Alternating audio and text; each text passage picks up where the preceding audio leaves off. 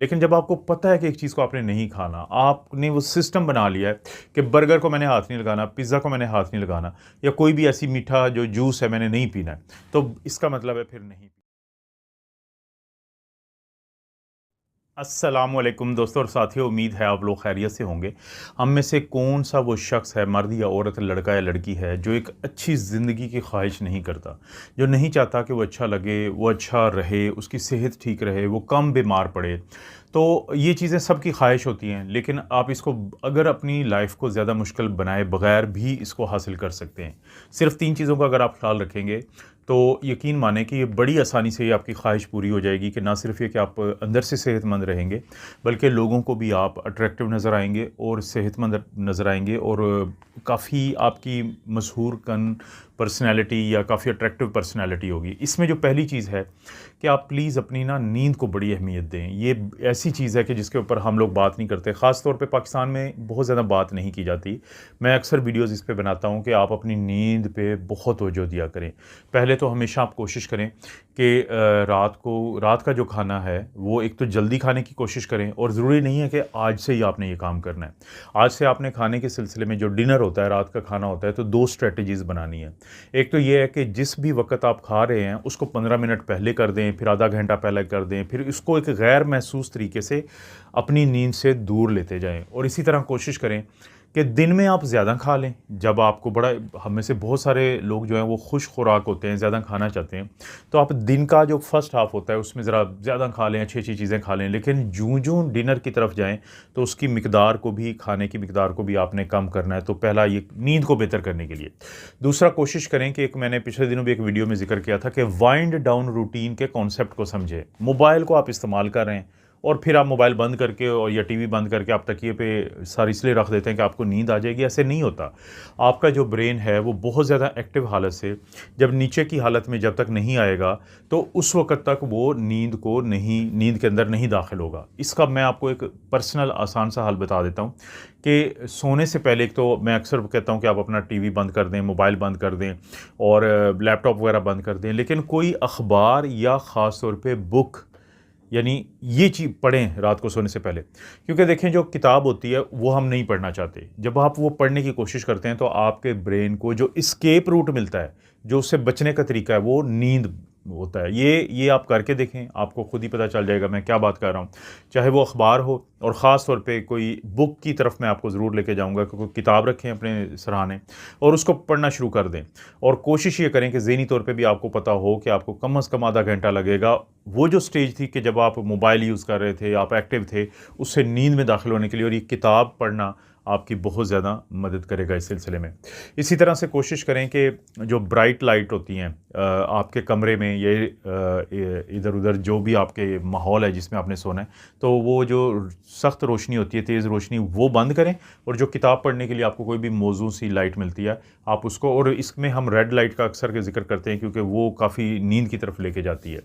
उसके बाद ये है कि कंसिस्टेंट रहें। कंसिस्टेंट का क्या मतलब है कि ये जो आदतें मैं बता रहा हूँ, इसको करते रहें। जब आप करते रहेंगे तो आपका जो दिमाग है वो उनका आदी हो जाएगा, और जैसे ही आदी हो जाएगा, जैसे बच्चा होता है वो जैसे नींद का टाइम आता है वो सो जाता है, तो हम भी फिर इसी तरह ही नींद में दाखिल हो जाएंगे। और सबसे आखिरी ये कि नींद से को बेहतर करने के लिए कोशिश करें कि जो स्टिमुलेंट्स होते हैं, जो कैफ़ीन है, जो चाय है, जो कॉफ़ी होती है, कोशिश करें, जैसे मैंने खाने की बात की थी, तो वो भी दिन के पहले हिस्से में ज़्यादा पी लें, लेकिन दोपहर के बाद या शाम के बाद तो ख़ास तौर पे कम से कम इस्तेमाल करें। तो ये वो तरीके हैं जिससे आपकी नींद पूरी होगी, जो पहली चीज़ है। दूसरे नंबर पे फिर आती है एक्सरसाइज़ को समझें आप। एक्सरसाइज़ का कॉन्सेप्ट जिनको समझ आ गई तो उनकी ज़िंदगी अंदर और बाहर से बेहतर हो जाएगी। 2 किस्म के काम कर सकते हैं इस सिलसिले में। एक तो ये है कि रोज़ाना आधे घंटे के लिए वॉक करें बेशक, चाहे जॉगिंग करें, चाहे आप स्विमिंग करें, साइकिलिंग करें। कोई भी जो एक्सरसाइज़ वाली एक्टिविटी है वो लाज़मी करें। ये आपने रोज़ाना करनी है, और कम से कम हफ़्ते के 5 दिन आधे घंटे के लिए। लेकिन दूसरा एक ऐसा काम है जो बहुत आसान है, वो ये है कि दिन में अक्सर चलते फिरते रहा करें। और ख़ास तौर पे आप इसको रूटीन बनाएं कि हर आधे घंटे बाद, बाज़ औक़ात होता है कि आप किसी मीटिंग में बैठे हैं तो आपके लिए शायद मुमकिन ना हो, वरना हर आधे घंटे के बाद उठ के आपने चलना फिरना है, ज़रूर चलना फिरना है। और अगर तो ऑफ़िस में है तो सिर्फ बहाने से ही कोई पानी पीने, कोई किसी से बात करने के लिए जब आप उठ के चलेंगे तो आपकी वो वॉक हो जाएगी। लेकिन अगर आप घर में हैं तो जब आप आधे घंटे के लिए चलते फिरते हैं तो साथ ही थोड़ा-सा स्ट्रेचिंग करें, अंगड़ाई लें। अंगड़ाई को अक्सर आपको पता है कि हम बताते हैं कि स्ट्रेचिंग की एक बेहतरीन मिसाल है। तो ये जो 2 काम करेंगे तो इससे आपकी एक्सरसाइज का वो कोटा पूरा हो जाएगा जो आपको अंदर और बाहर से खूबसूरत और सेहतमंद बनाता है। और सबसे आखिर में खुराक। अब डाइट के सिलसिले में भी कुछ चीज़ों को आपने फॉलो करना है जो आपको मदद करेंगे इस टारगेट को, इस चीज़ को हासिल करने में, जो मैं बात कर रहा हूँ अंदर से और बाहर से सेहत और ख़ूबसूरती।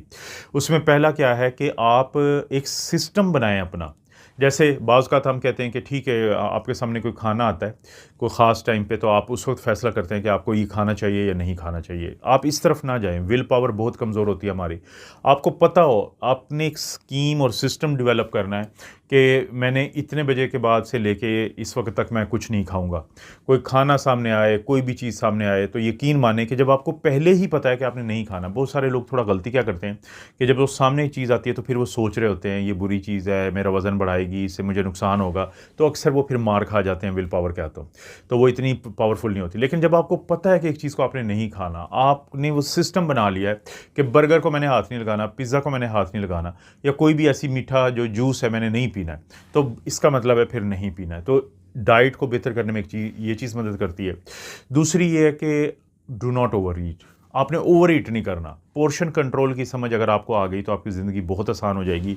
बेहतरीन से बेहतरीन दुनिया का खाना भी आपके सामने आ जाए तो आपको पता हो कि मैंने बस इससे ज़्यादा नहीं खाना। जैसे अगर आपने चावल आपको मजबूरन खाना पड़ने तो आपने कम पोर्शन खाना है। रोटी अगर बहुत अच्छी आपको देसी गंदम की रोटी भी मिलती है तो आप 1 पे जाएँ, 2 ना खाएँ। तो इसी तरह आपको पता है कि मैंने ओवर ईट नहीं करना। बड़ा मशहूर जुमला है कि आप इसलिए ना जिएँ कि आपने खाना खाना है, आप इसलिए खाना खाएँ कि आप जी लें, आप ज़िंदगी आपकी बरकरार रहे। तो इस चीज़ को, और सबसे आखिरी चीज़ खाने के सिलसिले में एक चीज़ होती है मेडिटेरेनियन डाइट। अब मेडिटेरेनियन डाइट गोरे का काम है, पैसे वालों का काम है। हम तो गरीब लोग हैं, हम तो मेडिटेरेनियन डाइट नहीं, लेकिन उस कॉन्सेप्ट को हम समझ के हम अपने ऊपर अप्लाई कर सकते हैं। मेडिटेरेनियन डाइट में फल ज़्यादा इस्तेमाल होता है, सब्ज़ी ज़्यादा इस्तेमाल होती है, नमक कम इस्तेमाल होता है। उसमें कभी कभी आप मछली खा लें, ज़ाहिर है कि उसके लिए बहुत अमीर होना ज़रूरी नहीं है। बादाम अखरोट थोड़े बहुत खा लें। जो पम्पकिन सीड्स, जो कद्दू के बीज होते हैं, फ्लैक्स सीड्स, या ये जो बीज होते हैं मुख्तलिफ़ किस्म के, ये खा लें। तो और कभी हफ्ते में एक दफ़ा अगर गोश्त खा लें तो अच्छी बात है, नहीं भी खाएंगे तो गुजारा हो जाएगा अगर आप मछली वगैरह खाते हैं। तो जब आप ये, और ऑलिव ऑयल, जैतून का तेल जो है उसको आप अपनी खुराक में कोशिश करें आहिस्ता आहिस्ता ज़्यादा जगह दें, तो ये मेडिटेरेनियन डाइट बन जाएगी। तो दोस्तों, ये जो 3 चीज़ें मैंने आपको बताई हैं कि जिसमें नींद है, एक्सरसाइज है और डाइट है, और इसके ये जो आगे मैंने पोर्शंस बताए हैं कि कैसे आप इनको ये कर सकते हैं, आप इनको करें। आपको किसी डॉक्टर को दिखाए बगैर ही इंशाल्लाह अच्छी ज़िंदगी मिल जाएगी, अच्छी सेहत मिल जाएगी। आप लोगों को भी अच्छा सेहतमंद नज़र आएंगे और आप अंदर भी सेहतमंद हो जाएंगे और आपको वो महसूस भी होगा। आपको पता है कि मैं इस तरह की वीडियोस बनाता रहता हूँ। वीडियो को लाइक करें, चैनल को सब्सक्राइब करें। कोई वीडियो अच्छी लगती है तो दोस्तों रिश्तेदारों से शेयर करने के लिए नीचे ऑप्शन को ज़रूर इस्तेमाल करें। आप अपना और अपनी फैमिली का ख्याल रखें। अल्लाह ताला आपको और आपकी फैमिली को हर किस्म की बुराई, बीमारी और आजमाइश से महफूज रखें।